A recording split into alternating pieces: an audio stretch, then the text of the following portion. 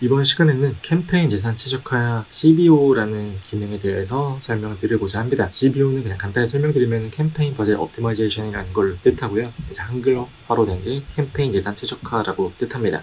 이 알고리즘은 이제 페이스북이 밀고 있는 알고리즘이라고 저는 강력하게 생각을 하고 있고요. 정말 밀고 있는 만큼 굉장히 강력한 알고리즘이라고 말씀드릴 수 있을 것 같습니다. 굉장히 중요한 챕터입니다. 이 캠페인 예산 최적화를 아시기 전에는 이전에 제가 설명했던 캠페인, 광고 세트, 광고의 정의 챕터를 꼭 본인의 것으로 만드신 다음에 이 챕터를 보시는 것을 권장드릴게요. 자, 이 캠페인 예산 최적화 기능은 이제 보통 캠페인 단에서 설정을 하셨을 때 캠페인 예산 최적화라는 버튼이 보이실 겁니다. 자, 보통 제가 항상 말씀드렸지만 캠페인 단에서는 어떤 걸 설정하죠? 캠페인 목표, 광고 목표를 설정하죠. 그리고 예산은 보통 어디서 설정하죠?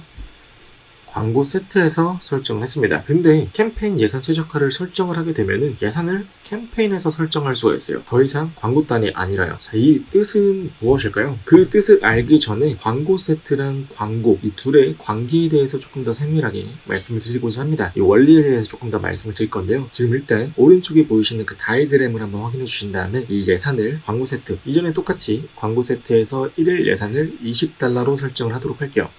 자, 그리고 그 안에 세 가지의 광고가 들어갔습니다. 이 세 가지의 광고를 넣는 방법 또한 이전 챕터에서 확인을 해주시고요. 자, 그러면은 이 $20가 앞서도 한번 설명을 드렸지만은 이 $20가 세 가지의 광고 소재가 있는데, 자, 3분할 돼서 20 나누기 3, 6.667달러 정도씩 이제 균등하게 나가는 게 아니고요. 이 세 가지 광고 중에서도 제일 효율이 좋을 만한 소재를 페이스북이 집중적으로 노출을 시켜줍니다. 자, 초반에는 아마 균등한 비중으로 노출될 가능성이 높아요. 왜냐면 페이스북도 어떤 게 효율이 더 좋은지 알기 전에 그거를 이제 세 가지를 다 노출시켜서 데이터를 수집하고 나서 이 세 가지 중에서 예를 들어서 광고 A가 제일 잘 나가는구나, 반응이 좋구나, 광고 A 쪽으로 집중적으로 예산을 더 투자해줘야겠다. 그래서 페이스북도 광고주가 손해보는 장사를 하지는 않게끔 하고 있기 때문에 최대한 효율이 좋은 쪽으로 노출시켜줍니다. 이 광고 세트 한 개 안에 이렇게 여러 가지 2개 이상의 광고가 있는 경우에는 예산이 효율이 더 좋은 쪽으로 투자를 해준다 라고 생각하시면 되겠습니다. 뭐 예를 들어서 광고 A의 효율이 제일 좋았다라고 하면은 1일 예산 $20 중에서 50%, $10가 매일매일 광고 A한테 노출될 수도 있고요. $8 정도는 광고 C한테 노출되고 광고비는 효율이 너무 안 좋아, 사람들이 반응이 너무 없어, 이런 경우에는 거의 $2 정도, 10분의 1 정도밖에 되지 않는 비용으로 노출시켜줍니다. 자, 이거는 하루 단위로 계속 변동이 있을 수 있기 때문에 예를 들어서 오늘은 광고 A가 제일 효율이 좋았다가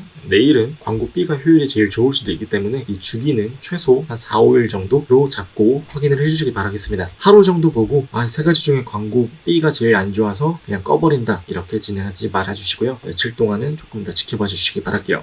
자, 그러면은 이제는 광고 세트단에서 예산을 설명드렸는데, 광고 세트단에서 이제 더 이상 $20가 아니라 이 1일 예산이 한 단계 위로 올라가서 캠페인 단에서 캠페인 예산 최적화를 활성화를 시키고 나서 여기에서 $20를 하루 예산으로 넣었다고 가정을 해볼게요. 그러면은 조금 전에 설명드렸던 이 광고 세트와 광고 원리에서 그냥 한 단계 윗버전이라고 생각하시면 됩니다. 자, 광고 세트 조금 전에 설명드린 것처럼 광고 세트 이렇게 한 개, 그리고 여러 개, 다수의 광고가 있는 경우에만 이 원리가 적용이 된다고 말씀을 드렸는데요. 자, 그러면은 이제 캠페인 예산 최적화 단으로 가게 되면은 당연히 다수의 광고 세트가 있어야만 활용이 되겠죠. 그러면은 아까 한 개의 광고 세트 안에 세 가지의 광고가 있는 경우에는 이 세 가지 광고 중에서 효율이 제일 좋은 광고 소재 위주로 노출된다고 했는데, 예산이 지금은 이제 캠페인 단으로 올라가 버리니까 그 밑에 바로 이제 광고 세트들이 있겠죠. 그러면은 원리는 똑같습니다. 광고 세트 이제 A랑 B 중에서 두 가지 중에서 효율이 더 잘 나오는 광고 세트 위주로 노출이 되는 거예요. 그러면은 예를 들어서 A의 효율이 더 좋았다고 가정해 보겠습니다. 똑같이 A에서 효율이 더 좋았기 때문에 $16 정도가 노출이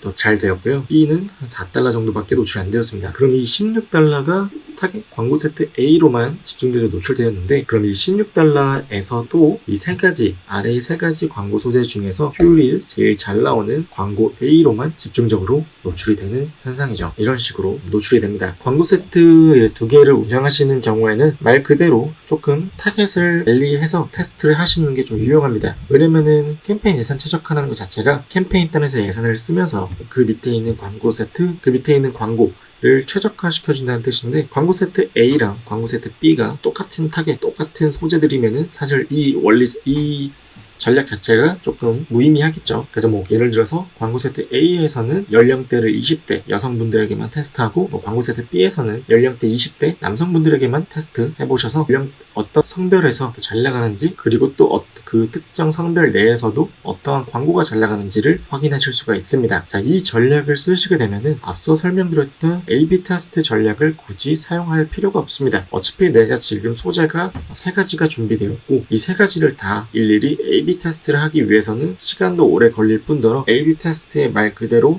목적은 테스트이기 때문에 본격적인 광고를 진행하기 위해서는 테스트가 끝나고 나서 한 번 더 세팅을 하는 게 좋은데, 그럴 필요 없이 캠페인 예산 최저가를 설정해서 3가지의 소재를 한 번에 다 넣어서 테스트를 하면 되죠. 그래서 캠페인 예산 최저가 장점에 대해서 조금 설명을 드릴 건데요. 이제 여러 개의 광고를 운영하는 데 있어서 효율적으로 광고 노출이 가능하다는 점이 있습니다. 두 번째로는 단기간 내에 효율 좋은 광고 혹은 이제 광고 세트를 찾는 데 유용합니다. 보통은 한 개의 캠페인, 한 개의 광고 세트, 한 개의 광고에만 2만원씩 테스트해서 페이스북에서 항상 이제 일주일 정도를 기다리라고 하는데, 그러면은 일주일 정도 한 개의 소재를 테스트해서 효율이 안 좋으면은 또 두 번째 새로운 거를 테스트해야 되고, 그럼 또 일주일이 허비되고, 그렇게 되면 2개의 소재를 테스트하는 데 있어서 벌써 소요된 시간이 2주일입니다. 그럴 필요 없이 한 번에 다 넣어서 페이스북 알고리즘이 최적화를 시켜주니까요. 단기간 내에 효율 좋은 광고를 바로바로 최적화를 시킬 수가 있겠죠. 그게 이제 첫 번째로 말씀드릴 포인트이기도 한데요. 여러 개의 소재가 준비되었을 때 일괄적으로 테스트가 가능하다는 점이 있습니다. 그리고 이제 네 번째로 테스트에 쓰일 예산을 아낄 수가 있겠죠.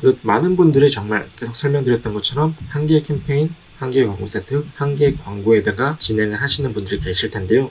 복제 기능, 어떻게 세팅을 해야 되는지도 잘 모르시고, 기본적으로 이게 한 개의 광고를 만드는 게 있어서 필요한 세팅이다 보니까 이렇게 진행하시는 분들이 대다수이실 거예요. 페이스북 광고를 잘 모르시는 분들은. 그래서 이런 경우를 하실 때에는 사실상 캠페인 예산 최적화를 활성화하는 게 의미가 없습니다. 캠페인 예산 최적화는 광고 세트가 다수일 경우에 2개 이상의 광고 세트를 설정할 경우에만 쓰시는 게 좋습니다.